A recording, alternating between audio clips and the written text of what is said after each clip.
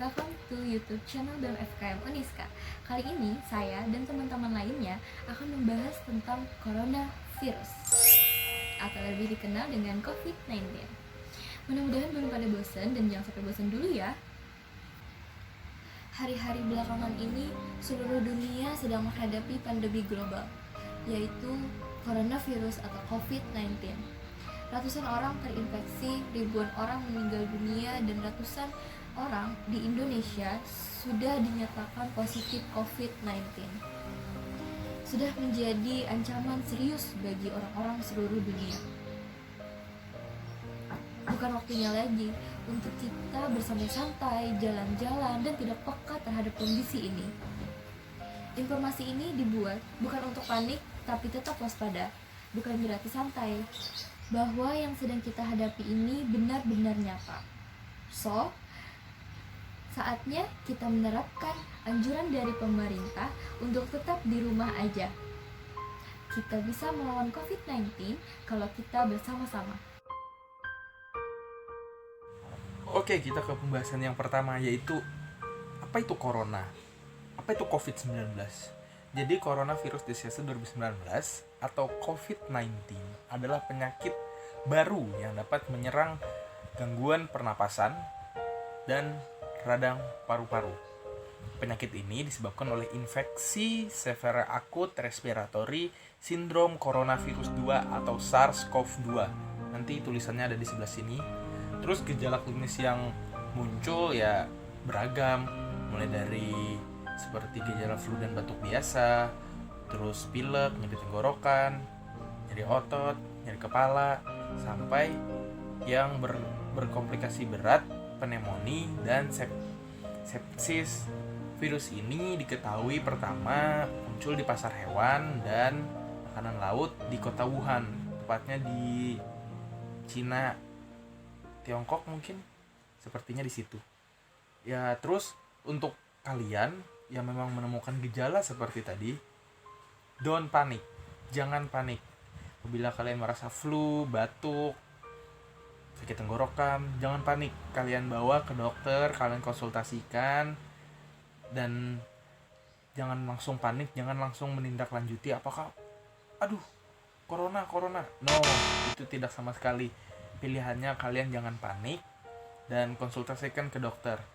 Untuk pembahasan selanjutnya akan dilanjutkan oleh Raisa. Check it out.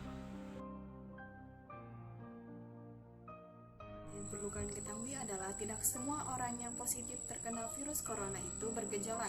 Ada yang serasa dia sehat padahal dia sudah terinfeksi. Nah, dia disebut dengan karier. Selanjutnya, orang yang rentan terkena virus corona yang pertama lansia. Orang tua sangat rentan terhadap wabah yang sedang berlangsung saat ini.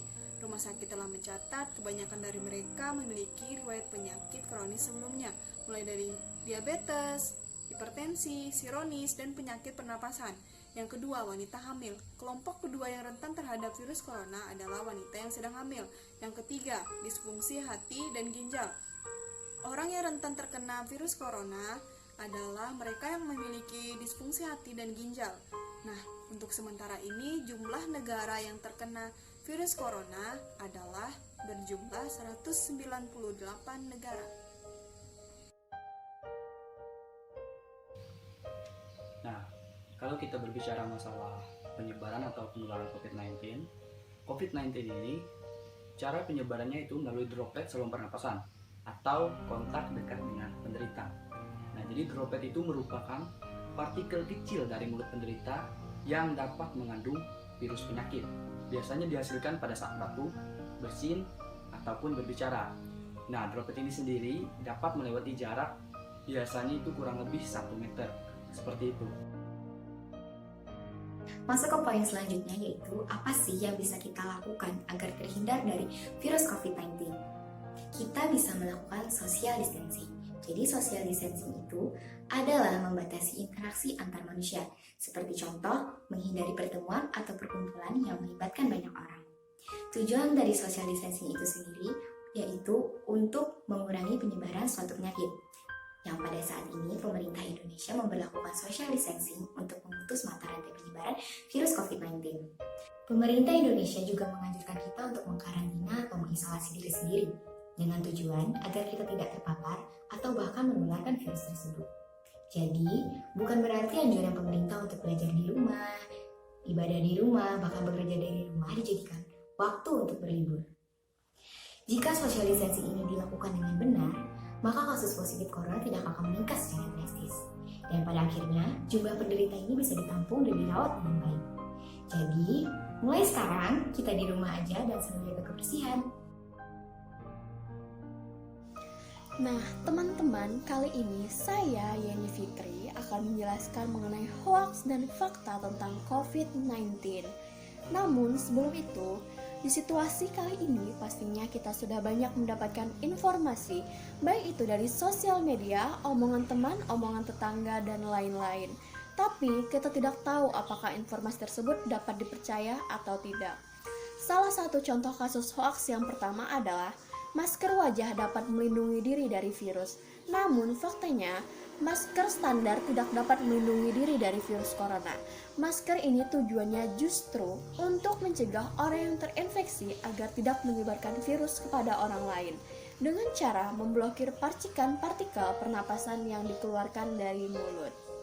Kemudian, kasus hoax yang kedua adalah hewan peliharaan dapat menyebarkan virus Severe Acute Respiratory Syndrome Coronavirus 2. Namun, menurut WHO sendiri atau Organisasi Kesehatan Dunia, tidak ada bukti bahwa hewan peliharaan seperti anjing dan kucing dapat terinfeksi virus tersebut ataupun menyebarkannya ke manusia. Nah, jadi untuk kawan-kawan, jika ingin mendapatkan informasi, carilah dari sumber yang dapat dipercaya seperti Kementerian Kesehatan Republik Indonesia atau Kemenkes RI. Karena mana? Pihak Kemenkes RI sendiri sudah mempunyai akun sosial media resmi seperti Instagram, YouTube, dan web.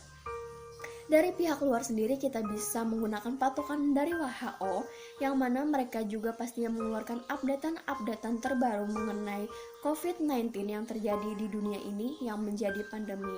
Nah, jadi buat kawan-kawan semua, jika ingin menyebarkan suatu informasi, harap cari tahu dulu apakah informasi tersebut dapat dipercaya atau tidak, rasional atau tidak. Di sini saya akan menjelaskan bagaimana cara hidup sehat untuk menghindari COVID-19 atau virus corona. Yang pertama, kalian harus tetap tinggal di rumah, bekerja dari rumah, belajar dari rumah, dan beribadah dari rumah. Yang kedua, kalian jangan bosan-bosan untuk selalu mencuci tangan kalian menggunakan air mengalir dan sabun. Minimal 20 detik. Apabila tidak ada air dan sabun, kalian bisa menggunakan hand sanitizer berbasis alkohol minimal 60%. Cara cuci tangan yang baik dengan benar itu seperti ini. Punggung tangan, sela-sela jari, lalu seperti ini, bagian jempol, lalu yang terakhir seperti ini. Nah, yang ketiga, kalian bersihkan dan disinfeksi menggunakan alkohol permukaan benda yang sering kalian sentuh. Lalu yang keempat, tutupi mulut dan hidung kalian apabila kalian bersin dan batuk menggunakan tisu seperti ini. Kalian juga bisa menggunakan bagian siku lipatan dalam seperti ini. Nah, selanjutnya yang kelima, kenakan masker jika Anda sakit. Untuk menggunakan masker itu seperti ini.